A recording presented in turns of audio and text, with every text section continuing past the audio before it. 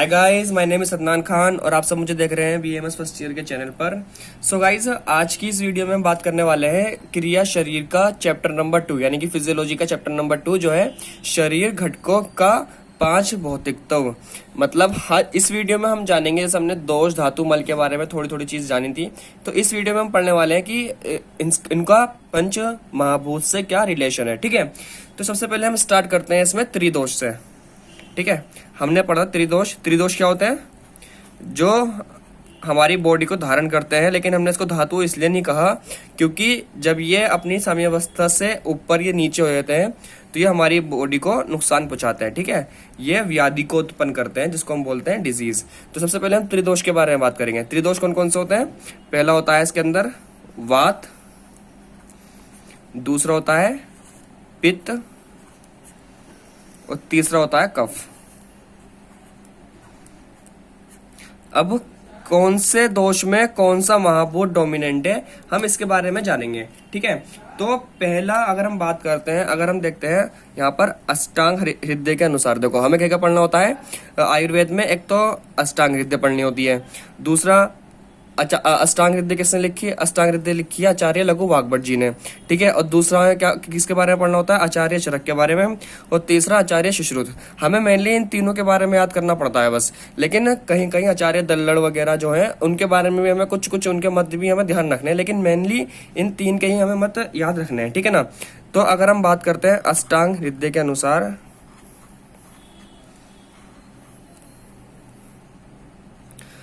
अष्टांग हृदय के अनुसार अगर हम बात करें तो वात के अंदर वायु और आकाश महाभूत की प्रधानता है। ठीक है ना, और पित्त के अंदर अग्नि महाभूत की प्रधानता है।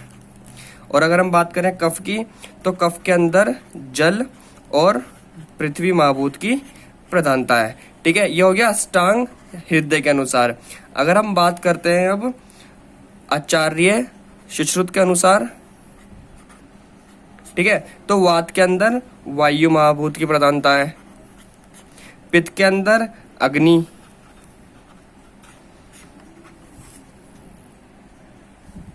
और कफ के अंदर जल। ठीक है, अगर हम बात करते हैं अब आचार्य दल्लड़ के अनुसार, तो वात के अंदर वायु की प्रधानता है। ठीक है, पित्त के अंदर प्रधानता है अग्नि की, और कफ के अंदर प्रधानता है जल की, जैसा आचार्य सुश्रुत ने कहा था। तो आप इसमें से कुछ भी याद कर सकते हैं जो आपको सही लगे। आप कोई भी एक याद कर लिए और पेपर में लिख कर आइए, अगर आप पेपर में लिखने के लिए आता है। लेकिन अगर आप रेफरेंस लिख दोगे कि ये अष्टांग हृदय के अनुसार है या फिर आचार्य सुश्रुत के अनुसार है, तो आपको बेटर मार्क्स मिल सकते हैं। ओके, अब हम बात करेंगे आगे धातुओं के बारे में। जैसे हमने दोष पढ़ लिया, अब हम धातुओं के बारे में देखेंगे कि धातुओं का 5 महाभूत से क्या रिलेशन है। ठीक है ना, धातु कितने प्रकार की होती है? 7 प्रकार की होती है। कौन कौन सी होती है? आई थिंक आपको अब लर्न हो गई होगी। पहली रस, फिर रक्त, फिर मांस, फिर मेद, फिर अस्थि, फिर मज्जा, उसके बाद शुक्र। ठीक है, पहले मैं आपको बता देता हूँ, ये मतलब 7 धातु है। इसका मॉडर्न में इसको हम क्या बोलेंगे? ठीक है, देखो जो रस है, रस को अगर हम कोरिलेट करते हैं मॉडर्न से, तो रस का मतलब होता है यहाँ पर प्लाज्मा। ठीक है ना, जैसे जितने भी हमारे बॉडी में एक्स्ट्रा सेलुलर फ्लूइड या फिर इंटरसेलुलर फ्लूइड होते हैं, वो उसको रस से कोरिलेट करा गया है आयुर्वेद में। ठीक है ना, अगर हम बात करते हैं रक्त की, तो रक्त का कोरिलेशन किससे होगा मॉडर्न के अकॉर्डिंग? ब्लड से। मांस का कोरिलेशन होगा मसल से, मेद का कोरिलेशन होगा फैट से, अस्थि का कोरिलेशन होगा बोन से, मज्जा का कोरिलेशन होगा बोन मेरो से, और शुक्र का कोरिलेशन होगा स्पर्म से। ठीक है ना, तो ये 7 धातु है और इनका कोरिलेशन मॉडर्न के अकॉर्डिंग क्या होता है ये मैंने आपको बता दिया। तो अब अब धातुओं के अंदर कौन से महाभूत की प्रधानता है इसके बारे में हम जानेंगे। ठीक है ना, तो सबसे पहले हम जानेंगे आचार्य दल्लड़ के अकॉर्डिंग। ठीक है। तो रस के अंदर जो प्रधानता है, जैसे कि हम जानते हैं रस क्या है, एक्स्ट्रा सेलुलर फ्लूइड या फिर इंट्रा सेलुलर फ्लूइड है। सबसे ज्यादा उसके अंदर क्या होता है, पानी होता है, यानी कि इसके अंदर सबसे ज्यादा जल होगा, ठीक है ना। हम बात करते हैं रक्त की। तो रक्त को जब हम देखते हैं कहीं ब्लीडिंग हो जाती है तो खून थोड़ा गरम गरम सा निकलता है, ठीक है ना। तो रक्त के अंदर प्रधानता होती है अग्नि की। हम बात करते हैं मांस की। जो मसल्स होती हैं वो कैसी होती हैं, थोड़ी सॉलिडनेस होती हैं, ठीक है ना। इसका मतलब इसके अंदर पृथ्वी महाभूत की प्रधानता है, ठीक है। अगर हम बात करते हैं अब फैट की, देखो अगर हम फैट को अगर गर्म करते हैं तो उसके अंदर से तेल तेल भी निकलता है, ठीक है ना, और मतलब वो थोड़ी सी सॉलिडनेस भी होती है। तो यानी कि मैद के अंदर प्रधानता है पृथ्वी की और जल की भी, ठीक है। अस्थि, अस्थि मतलब बोन। बोन आपको पता है कैसी होती है, बोन सॉलिड होती है, तो इसके अंदर पृथ्वी की प्रधानता होती है। बोन के अंदर अग्नि की प्रधानता भी होती है, और बोन के अंदर वायु की भी प्रधानता होती है, ठीक है ना।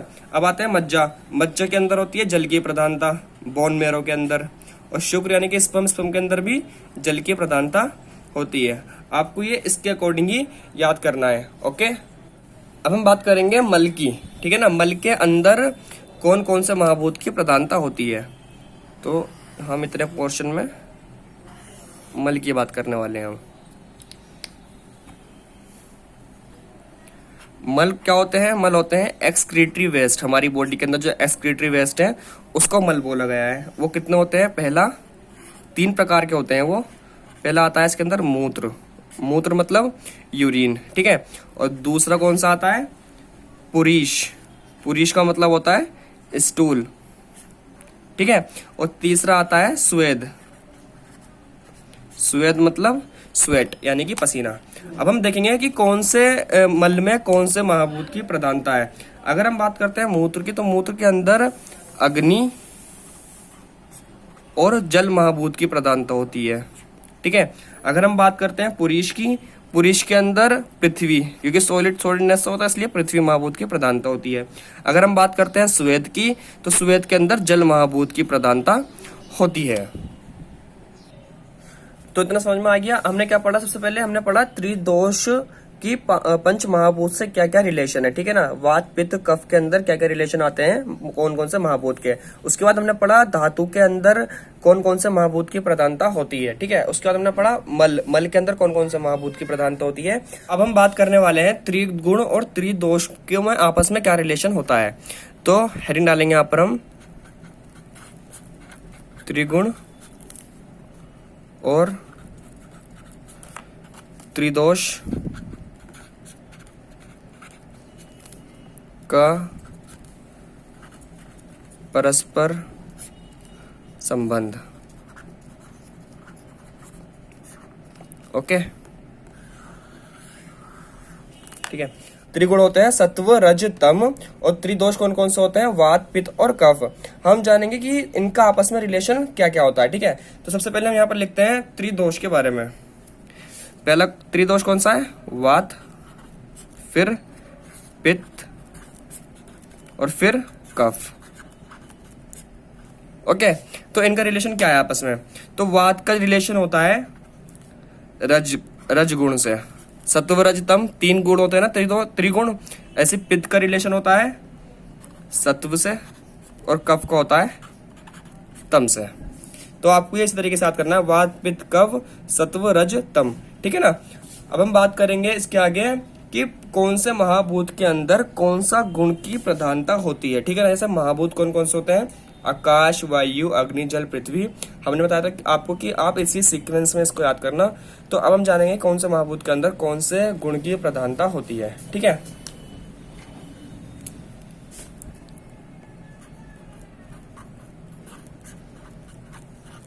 त्रिगुण का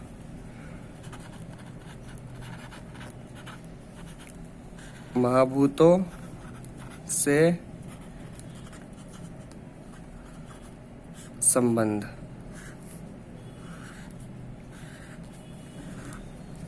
ठीक है। तो कौन कौन से होते हैं पंच महाभूत, पहला आकाश, फिर वायु, फिर अग्नि,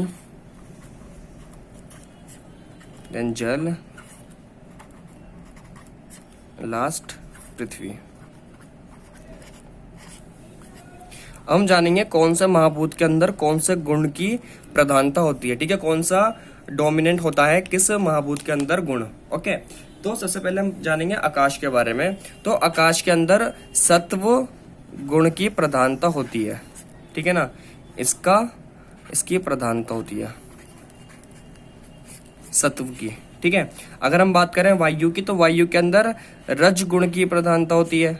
अग्नि की बात करें तो अग्नि के अंदर सत्व की प्रधानता होती है और रज की भी प्रधानता होती है, ठीक है।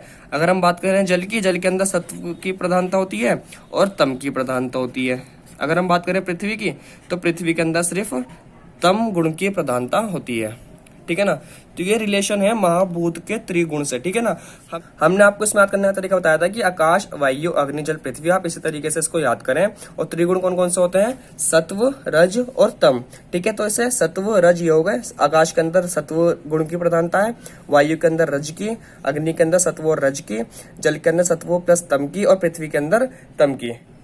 सो गाइस, आज की वीडियो में सिर्फ इतना ही। आपसे मिलते हैं इसकी नेक्स्ट वीडियो में। अगर आपको हमारी ये वीडियो अच्छी लगे तो इस वीडियो को लाइक करें, कमेंट करें और आप अपनी प्रॉब्लम हमसे शेयर कर सकते हैं। और सबसे बड़ी बात यह है कि अगर आप इसको इस सीक्वेंस में याद करेंगे और आप इससे कोई निमोनिक्स बना देंगे तो आपको और अच्छे से याद होगा। अगर आप चाहते हैं कि मैं इसका निमोनिक्स आपको बताऊं तो आप मुझे कमेंट बॉक्स में बता सकते हैं, ताकि मैं आपको आगे से इसके निमोनिक्स बताऊं। ओके, अगर आप हमारे चैनल पर नए तो चैनल को सब्सक्राइब करें, बेल आइकन को प्रेस करें, जिससे मैं नेक्स्ट वीडियो अपलोड करूं तो आपको उसका नोटिफिकेशन इजीली मिल जाए। Okay guys, thank you.